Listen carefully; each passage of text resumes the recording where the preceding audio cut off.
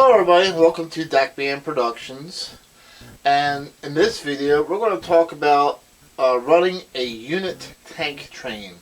This is where you run a train of nothing but tank cars. This really happens in the world of real railroading. I have seen people who create tank trains, and so I want to talk about that and what I see other people creating. And as you can see, I created a line of tank cars here all coupled up. And so first let me say, I am not making this video to pick on people. This is a video for people who want to run more realistically or more prototypically, and who want to learn more about running a unit tank train. In the end, it's your railroad. You can do what you want, but this is for more realistic operations. So the biggest mistake I've seen people make running a unit tank train, they'll take the tank cars and couple it directly to the locomotive, just like you see right here. There are a couple different problems with this. So let me explain. If you are familiar with trucks and automobiles, there is a organization called the DOT, Department of Transportation, which creates rules and regulations for the safety of trucks and cars. Railroads have the same thing, except it's called FRA, Federal Railroad Association, which also creates rules and regulations for the safety of the people and the safety of the equipment and so forth and so on. So with that being said, according to FRA regulations, you cannot have a tank car coupled directly to a locomotive that is loaded with hazardous materials. Reason being is, if anything was to happen to this first car, and let's say it blew up, it would more likely take the crew out and the locomotive. So you cannot have a tank car that's loaded with hazardous material hooked to the locomotive. Now, all tank cars must have a placard on them, just like a truck, a tanker truck. So, and a placard has to display what's inside of this tank car, whether it's propane, ammonia, an acid, and any other kind of nasty material that's being hauled up and down our rails these days. But any hazardous material must be displayed on a placard on the tank car. So, as you can see, mine doesn't have. I don't have any on mine either. So that I'm not exactly 100% prototypical right now myself, but I can always make them up and put them on here. I believe you can even buy them as a decal. So, and a placard has to be placed at all 4 points of the rail car. It has to be placed here, this end, the other end, and the back end. Okay, you notice that I have placed a hopper car in between the locomotive and the tank car. This is the proper way of running a unit tank train, which I know it doesn't make sense to you now, but it will when I explain this. So the FRA says you must have a buffer car between the locomotive and the hazardous material that you're carrying on this tank train. Now, depending on how dangerous this material is, depends on how many buffer cars you want to run. You must run at least one with certain materials. Some railroads will run two. I have seen a unit tank train of crude oil being transported, which has used 3 buffer cars. And so right here we have a hopper car that we're going to use as a buffer car. Now a buffer car means just that. It's a buffer between the hazardous material in the tank car and the crew. Now preferably this buffer car being used preferably is a hopper car, but other types of cars have been used as buffer cars before. But mainly hopper cars, because what they'll do is they'll take the hopper car and they'll fill it with sand.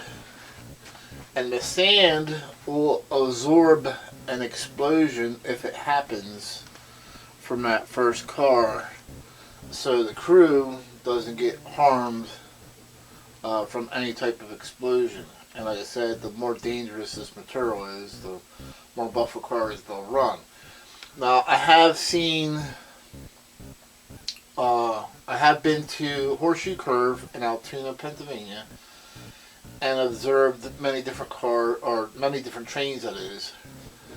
And there were quite a couple of unit tank trains running through Horseshoe Curve. Now I noticed Norfolk Southern does use hopper cars just like that, filled with sand, just like I'm saying. But they even went further, and that they actually have a placard on them that says buffer car use only. Now these unit tank trains use a EOT device. So Norfolk Southern actually puts a buffer car at the front of the train and a buffer car at the end of the train. Now I know you're going to ask, why are they putting a buffer car at the end of the train if there's no locomotive there? Norfolk Southern does this with a unit tank train, so when they get to an area to offload these cars, they can simply unhook from the one end of the train with just the locomotive and then switch to the back end of the train, and there will already be a buffer car there that they can couple to. So what are the exceptions to this rule? Okay, so here's an exception. We have a Cargill corn syrup tank car coupled to a locomotive. As you can see, the corn syrup is not a hazardous material. It's not explosive. So in this case, this particular tank car can be coupled directly to the locomotive, since it is not an explosive material being hauled, and can be placed anywhere in the train.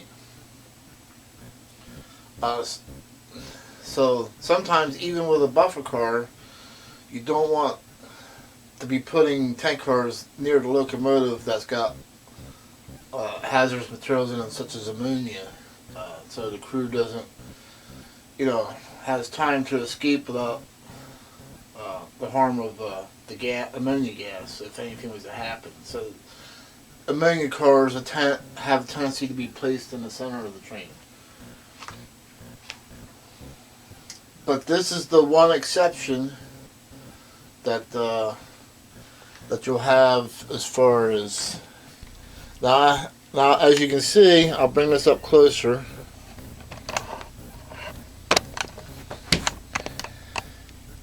So as you can see, I'll bring this up closer. So you have a placard here.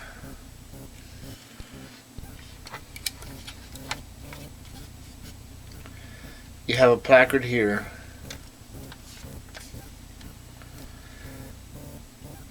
You have a placard here. And you have a placard here. Now, even if you're not hauling anything dangerous, tank cars have to have a placard on them when they're loaded, no matter what's in them. the placards have to be open. Once you load the tank car, even if it's not hazardous, there has to be a placard on it. So, like I said, even for me currently, I'm about ready to run a unit tank train myself. I'm not 100% prototypical quite yet. I'm sure there's decals out there that you can buy with different placards on them for the different types of hazardous materials out there. And so I wanted to bring to light some of the things that I've seen on video, how people are creating tank car or unit tank trains. And like I said, a lot of them are connecting the tank cars directly to the locomotive. And I wasn't sure if they knew the actual rules and regulations of real railroading or if they really cared. But this is for people who want to run prototypical operations. Once again, this is not to pick on anybody, so I don't get a whole lot of bad comments like, hey, don't tell me how to run my railroad, you know, one of them kind of deals. But no, this is for people who want to run a prototypical unit tank train that might not know.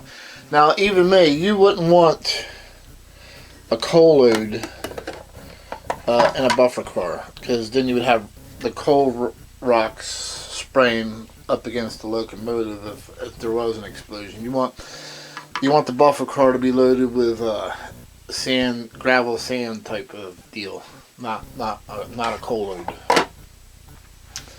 So, and like I said, Norfolk Southern went as far as putting a placard that says buffer car use only at each end of their unit tank train. So I hope this short little demonstration helps people out in knowledge of unit tank trains and how railroads have real rules and regulations. So if you're running operations, then those rules and regulations will come into play with that. I'm not pretending to be, a big expert on FRA rules and regulations. I'm still learning myself, but I am real familiar with DOT rules and regulations for trucking and how it governs the trucking industry. And there's not too much different with hours of service and all that fun stuff. So thanks again. Thanks for watching. Hope you learned something today, and stay tuned for video coming out, Conahey Rail Unit Tank Train, and I'll be using those the hoppers as a buffer car behind the locomotive. Alright, thanks a lot. Bye.